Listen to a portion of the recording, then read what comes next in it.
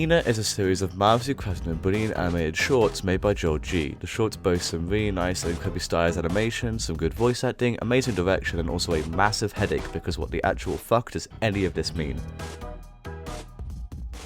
What feels like 10 years ago now, my friend Lukey introduced me to ENA while we were talking about other abstract animated shorts by people like Vaughn.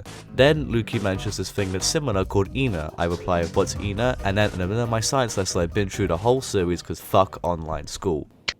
Hi, Gabriel of the future here real quick. This video was written while I was still in school, and I got my grades back recently before recording this, and I failed. So if you're still in online school, maybe do it so you don't fail school, because I'm not enjoying where I'm at because of that. Yeah.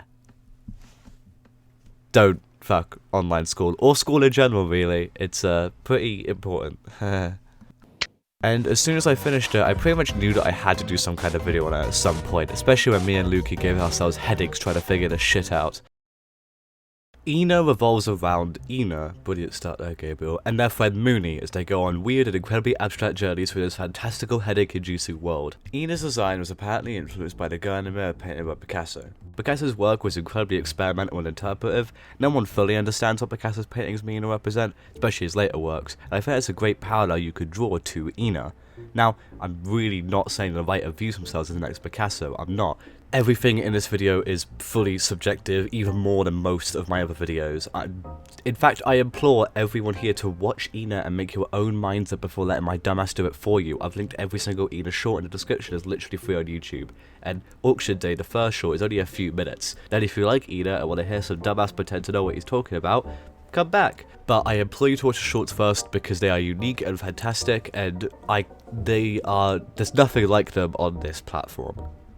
Also, I'm just going to kind of assume people watching this video have seen ENA, so if you haven't, this video is going to get super confusing super fast. Well, even more confusing than it would have anyway, because we're talking about ENA.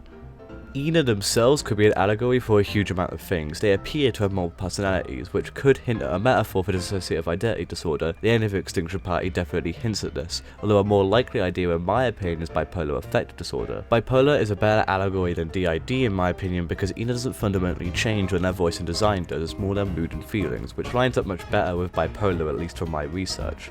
Also, a lot of people in the comment sections of ENA videos who say they have bipolar find ENA to be relatable to that, and the fact that I found those comments is honestly why I didn't cut this part out of the video. But there is evidence that contradicts both of these in the beginning of Extinction Party.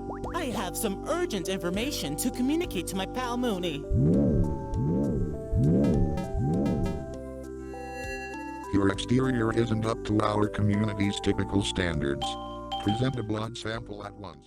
Now, while this is the only clip I could find that suggests this theory, I think that another possibility is that ENA, the character, is a metaphor for the way people act in a social setting. See, you could view the ENA we see most of the time, the happy ENA with a male voice sporting blue and yellow colours, as a front people use when talking to others. Hear me out, when you talk to most people, strangers especially, you don't really act yourself, right? Like, you characterise yourself in some way. You try to make yourself more appealing. You hide the parts of yourself that are considered wrong, or try to make your body look a way that fits a community's standards. Like cutting your hair, because in the UK boys have short hair and that's the norm, and boys having long hair is weird. The other version of ENA that appears in every short is the sad ENA, shown with a female voice and primarily white and black colours. When this version of ENA appears, they always have some kind of episode, a tantrum or a breakdown maybe, which does tie into the bipolar idea I mentioned earlier, but that also just could be who ENA really is, and sometimes it slips through. It's the same way no one can act like someone else 100% of the time. When you try to bottle up a part of yourself, when that part of yourself comes out, it's usually in the form of snapping at someone. I know this is all confusing and strange and sounds ridiculous, and also probably like I'm self-inserting myself onto ENA, which I mean may all be true. All these things are likely, especially given my own personal experiences, but I think that's part of what makes ENA so great. Everyone has their own experiences because of how abstract the world is and the million things it could mean. We use our own experiences to see something in ENA that others might not. ENA is the main character of these shorts, and they do have a close friend called Mooney, but before we talk about them and their friendship, we have to talk about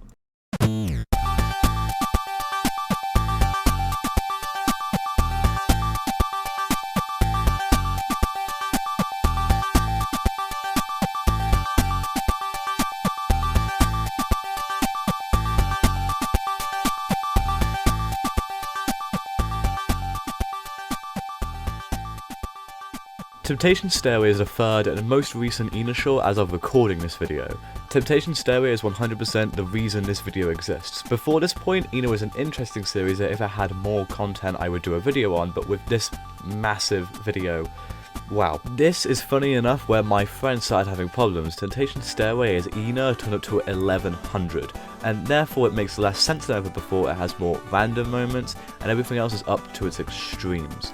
In all the ENA shorts, it makes a lot of references to Once in a Lifetime, a song by Talking Heads, although in this video the references are practically obtrusive. Rather than the reference being a fan animation where the character speaks like an Auction Day and Extinction Party, Temptation Stairway puts the whole short on hold twice in order to give you a reference. These characters with fun designs that behave a bit like NPCs in a video game that featured the Extinction Party, while interesting, they were all rather one note in that short. This masked woman from the start of the short has an intro design that speaks a different language, but that's about it.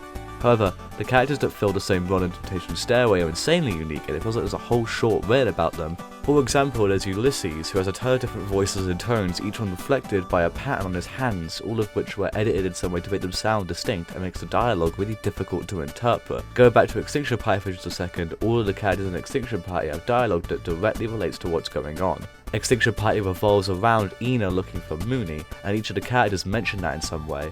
The masked Frenchwoman mentions going on a special request. This man I'm not even going to try and describe mentions that Mooney is on this dizzying path behind me. Barely any of the characters in Temptation Stairway are talking about something that's directly related to the current events, and even when they do, it's really difficult to fully make out. You only get pieces of what each of them are saying on a first watch through.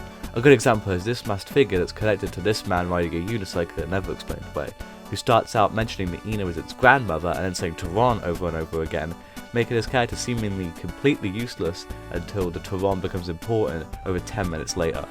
I really recommend that if you decide to watch ENA for a second time, you watch it with the sound off and subtitles on. The subtitles for ENA aren't auto-generated, they're actually written by people, at least in English, and it's a lot easier to understand what's happening because of that, especially because a lot of the dialogue is made difficult to understand because of the massive amount of audio editing that's been going on, and that means that you don't miss any words until reading rather than hearing. The designs throughout the short are interesting, most seem thought out, and all of them are very unique, but this also comes at the short's detriment. In Extinction Party, most of the secondary characters spoke different languages but with subtitles, and the short mostly stood still so we could hear what they have to say, the directions they give ENA, with all their dialogue being uninterrupted and relating directly to the main focus of the short.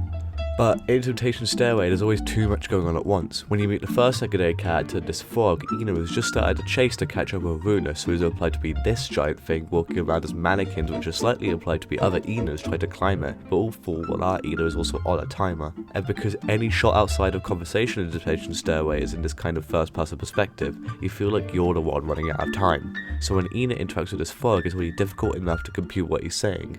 What doesn't help is the frog randomly doing this. Nice weather. Or right at the start where ENA splits into several pieces and is replaced with a logo for an animation studio. What story I could gather from the short was that ENA and Mooney have headed to this never-explained place to go find the Great Runus, and this Great Runus will grant them a wish. ENA and Mooney put a bet on this to see who will reach the Great Runus and get a wish first, and the whole 20-minute short happens. It's revealed that Mooney beat ENA there, and that Mooney wished to be thinner, which can tie to the social conformity metaphor I mentioned earlier. The short is definitely the most miserable one. As Lukey brought to my attention, Mooney begins the short by mocking ENA's name, and the fact that she doesn't tell ENA her wish directly is a side of guilt we never see in Mooney elsewhere. And ENA has a breakdown at the start of the short with no prior build-up that ends with them becoming this grey version of themselves that can't talk, but it's just literally brushed aside as if it didn't happen. And this isn't me saying these are flaws. In my opinion, whether it's a flaw or not is up to you. ENA can only be described with one word if you ask me, and that word is ENA. It's a wholly unique series, and it is so unabashedly itself and what it wants to be that you're either here for that or you're not, and there is nothing wrong with either. ENA is an experience you will never find anywhere else, and I love it for that, because in recent years we've seen new takes on existing styles, or just media doing the same thing as other media but doing it better than each other. So seeing something so wholly its own and unique like ENA is just refreshing and brilliant, and I can't get enough of it.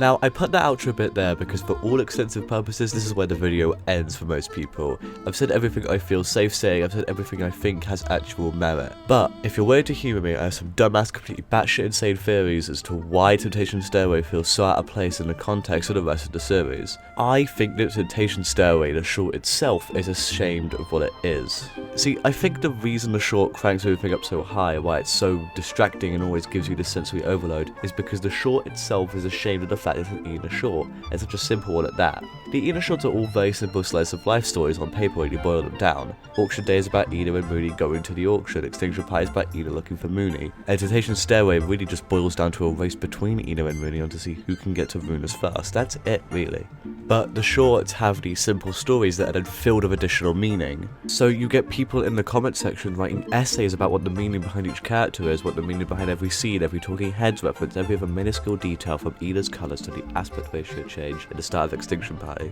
So when it came to Temptation Stairway, the short itself doesn't want to be that, it doesn't want to be viewed as this complex masterwork, it doesn't want to be analysed, and yes, I do realise I am implying that the short itself is a character in the short. I told you this was tinfoil hat shit, so it turns everything up to 11, maybe as an attempt to get people to view it as less.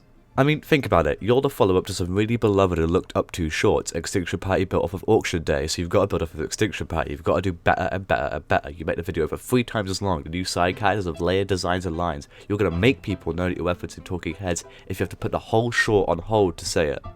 Now, I'm not saying that Joel G feels this way about ENA. As I mentioned earlier, I'm 99% sure this is just tinfoil hat shit, and a lot of this is definitely me reflecting my own experiences and insecurities onto the shorts. But the reason why I think this is the case is because if it is, it worked. I asked a lot of people to watch ENA as a kind of thought experiment, and while some people loved it, some people didn't like it, but some people were following up until Temptation Stairway. They thought the short lacked substance and it was too random, and I think that might have just been the goal. The short doesn't want to be this complex masterwork, even though it was, so it tried to turn people away by making that complexity so much harder to see, under the dolphin humor or the Tehran. It tries to give you a headache, and honestly I was in that boat. I thought Temptation Stairway was the worst one until I watched it again and again and again for this video. I am under no illusion that the ideas presented in this video, especially that last big idea, are anywhere near close to correct, but regardless, I thought I might as well put it out there because it's been living in my head rent-free for like 6 months now, and I just want to get it out there to make sure that I'm not the only one who's insane. Now you know about my batshit insane theories. I'm looking forward to what comes next from ENA and Joel G, because if there's one thing I'm sure of, it's that a lot of people want to see more. I know I do.